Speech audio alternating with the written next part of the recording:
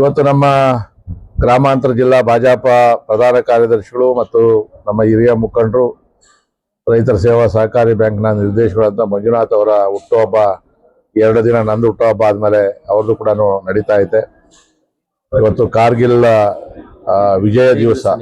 ಇಂಥ ಒಂದು ಒಳ್ಳೆ ದಿನದಲ್ಲಿ ಜನ್ಮವನ್ನು ತಾಳಿರ್ತಕ್ಕಂಥ ಮಂಜುನಾಥ್ ಅವರಿಗೆ ಭಗವಂತ ಆಯುರ ಆರೋಗ್ಯ ಐಶ್ವರ್ಯ ಮತ್ತು ಮುಂದಿನ ದಿನಗಳಲ್ಲಿ ಹೆಚ್ಚಿನ ಅಧಿಕಾರವನ್ನು ಕೂಡ ಕೊಡಲಿ. ನಿಷ್ಠಾವಂತ ಕಾರ್ಯಕರ್ತ, ತನು ಮನ ಧನ ಎಲ್ಲವನ್ನು ಕೂಡ ಅರ್ಪಿಸಿ ಪಕ್ಷವನ್ನು ಕಟ್ತಾ ಇರ್ತಕ್ಕಂಥ ಕುಟುಂಬ ಅದು.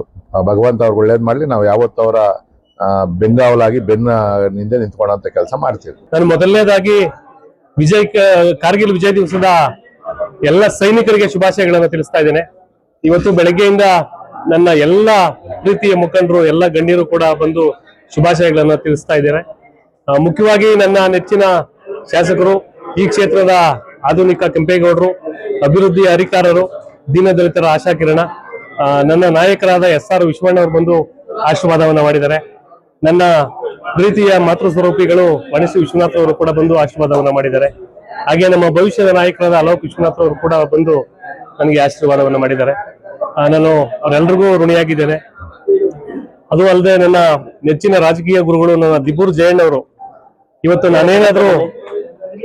ಏನಾದ್ರೂ ಇದೀನಿ ಅಂತಂದ್ರೆ ಜಯಣ್ಣರ ಆಶೀರ್ವಾದ, ಶಾಸಕರ ಆಶೀರ್ವಾದ ಎಷ್ಟಿದೆ, ಜಯಣ್ಣರ ಆಶೀರ್ವಾದ ಕೂಡ ಜೊತೆಯಲ್ಲಿ ನನಗೆ ಆಶೀರ್ವಾದ ಇದೆ. ಅವರು ಕೂಡ ನನಗೆ ಇವತ್ತು ವಿಶೇಷವಾಗಿ ಆಶೀರ್ವಾದವನ್ನ ಮಾಡಿದ್ದಾರೆ. ಅವರೆಲ್ಲರಿಗೂ ಕೂಡ ಧನ್ಯವಾದಗಳನ್ನ ಅರ್ಪಿಸ್ತೇನೆ.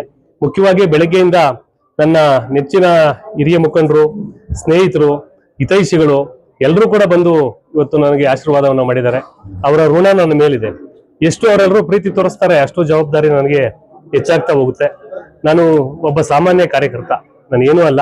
ಆದ್ರೂ ಕೂಡ ಇಷ್ಟೊಂದು ಜನ ಅಭಿಮಾನ ತೋರಿಸುವಂಥದ್ದು ನಿಜಕ್ಕೂ ನಾನು ಭಾಗ್ಯವಂತನೇ ಸರಿ. ಮುಂದಿನ ದಿನಗಳಲ್ಲಿ ಅವರೆಲ್ಲರ ಋಣ ನನ್ನ ಮೇಲಿದೆ. ನಾನು ಪಕ್ಷ ಸಂಘಟನೆಯಲ್ಲಿ ಈಗಾಗಲೇ ತೊಡಗಿಸ್ಕೊಂಡಿದ್ದೀನಿ. ಮುಂದಿನ ದಿನಗಳಲ್ಲಿ ಪಕ್ಷದಲ್ಲಿ ಏನೇ ಜವಾಬ್ದಾರಿ ಕೊಟ್ಟರು ಕೂಡ ಚಾಚು ತಪ್ಪದೆ ಅದನ್ನ ನಿಭಾಯಿಸಿ ಯಲಹಂಕ ಕ್ಷೇತ್ರದಲ್ಲಿ ನಮ್ಮ ಪಕ್ಷದ ಕೈಯನ್ನ ಬಲಪಡಿಸಲಿಕ್ಕೆ ನಾನು ಪ್ರಾಮಾಣಿಕವಾಗಿ ಪ್ರಯತ್ನವನ್ನ ಪಡ್ತೇನೆ. ಮತ್ತೊಮ್ಮೆ ಎಲ್ರಿಗೂ ಧನ್ಯವಾದಗಳನ್ನ ಅರ್ಪಿಸ್ತಾ ಇದ್ದೇನೆ.